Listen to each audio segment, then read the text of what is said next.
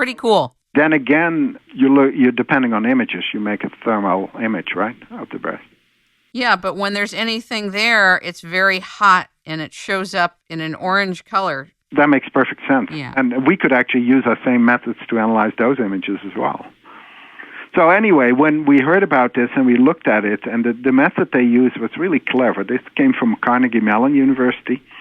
And we looked at those images and thought, hey, this looks very similar to what the sun looks like in X-rays, strangely enough. So maybe we can use the same methodology to analyze solar images. And that's what I've been doing now.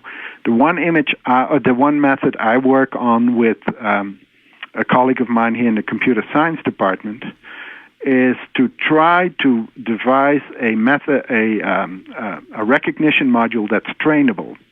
It's much more, we're trying to make it more like a human works, because you've got this strange conundrum that, I can have a graduate student and explain them in 10 minutes, okay, these are what sunspots look like. Here are images of the sun. Can you look at those, let's say, 500 images and make me a catalog of where and when sunspots appear?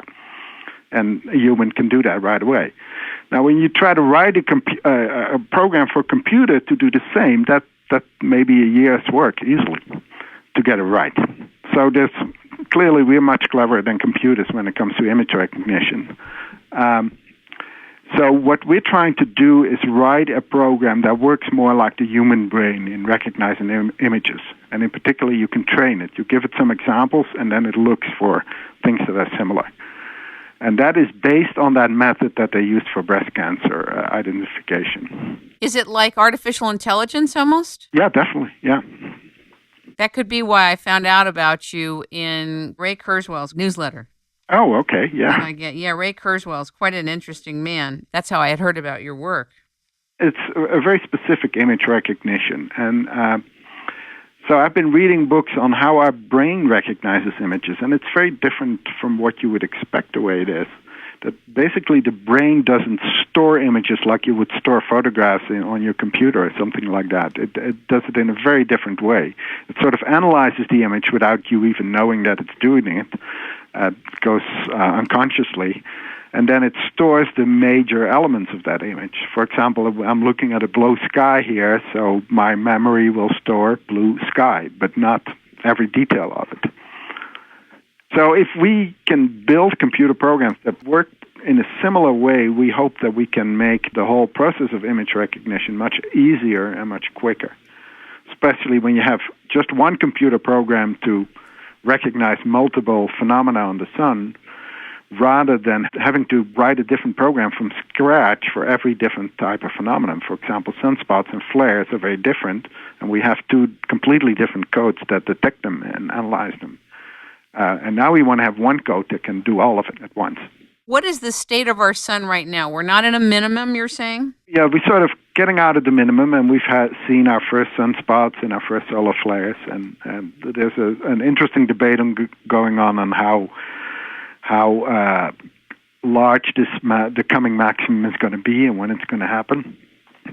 And, well, we'll see, because really the predictions of solar cycle haven't been that good so far. So I'm a bit skeptical about the predictions. I am too. One of the other scientists said that minimums are so important and they can sometimes grind for many years. Do you agree with that? Yeah, that's what we had last time. It doesn't happen frequently. If you look at the data I did, there apparently was a similar minimum in 1913 when sunspots were just gone for a couple of years. And then there was apparently something similar in 1812. And you do have good data from these days because right. It's a ground-based observation.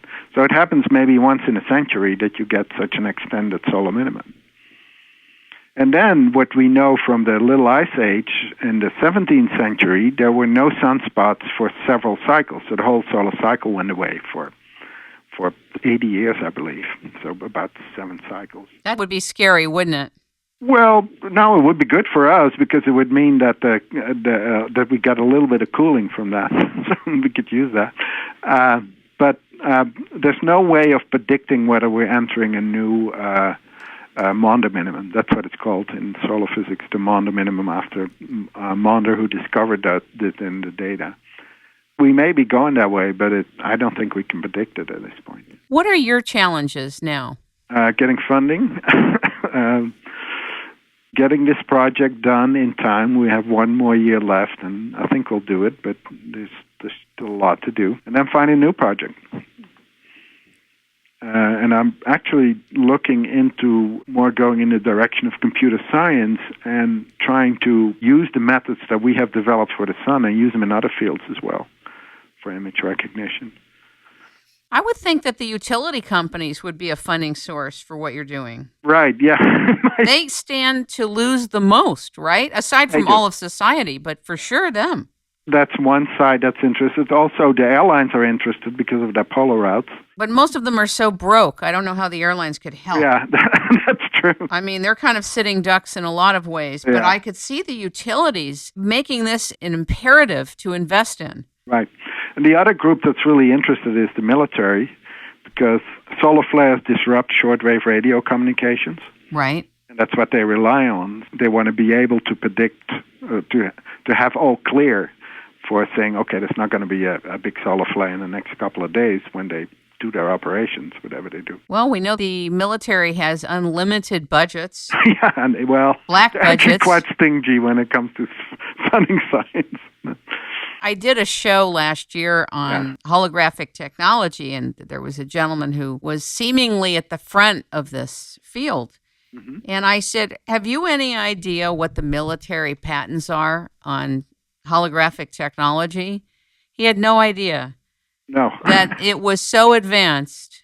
It was so far-reaching beyond what he was doing. The military was in possession of something that is so deep level. Uh-huh. He had no clue. All you have to do is look at the patent, and that tells you where the military is and what they're invested in. Right. So I think that either the military has things more advanced than what you want to do, and they may not think it's big enough because they already have what they need, or they may want to integrate it into what they have. Right. I would imagine if they get involved in it, you're going to have a clearance to do. Oh, right, yeah. I know they're interested in flare prediction. Sure. That's a problem that's not been solved yet. Do you think you'll solve it? Actually, yeah, we're working on it. We hope to solve it, let's put it that way. You never know. Why do you think there's been so much in the movies and so much talk among different groups of people about this fear of solar flares? What are people afraid of? I have no idea. I think it's kind of, we're living in a time where people are scared of huge disasters anyway because there's so much going on about over which we have no control. Right. It's kind of the end of a civilization sickness. I think so. Yeah. So the world is coming to an end. I don't think it will end through solar flares. Let me put it that way. If it were to end through some type of space weather phenomenon, what would you say would make it end or where it was brought to a halt? I cannot see any solar event at this point that would put an end to civilization and certainly not to life. Really, unless from the sun shutting off, which is not going to happen. I think that's great news, what you're saying. I hope so. Well, if I'm shown wrong, then you can't call me anyway and blame me. I'll find you in the space particles. Okay, all right. Well, we'd be very interested to know if you can get the rest of this funding for solar flare prediction. I really think it's important, and if you can get it, we'd love to hear about it, and we'd love for you to comment on the site when it happens. Sure. Is there anything else you'd like to share with us? No, actually, more on the personal level, that it's been really fun for me the last 10 years working with graduate students and to a lesser degree with undergraduates and guiding them through their thesis and doing research. And I sort of found, this is what I like. It's a blessing, isn't it? Yeah, that's a blessing. It's been very enjoyable. And my students have all done very well, so I'm glad to see that too. Well, I'm glad you're paying it forward and helping people grow and think. We appreciate your work as a research professor at the physics department at Montana State University. Ladies and gentlemen, we have been talking with, learning from, and listening to Piet Martens. If you would like to reach him, you can contact him at physics.montana.edu, and his email is martens, martens, at physics.montana.edu. Thank you so much for your time. Okay, thank you very much. Thank you.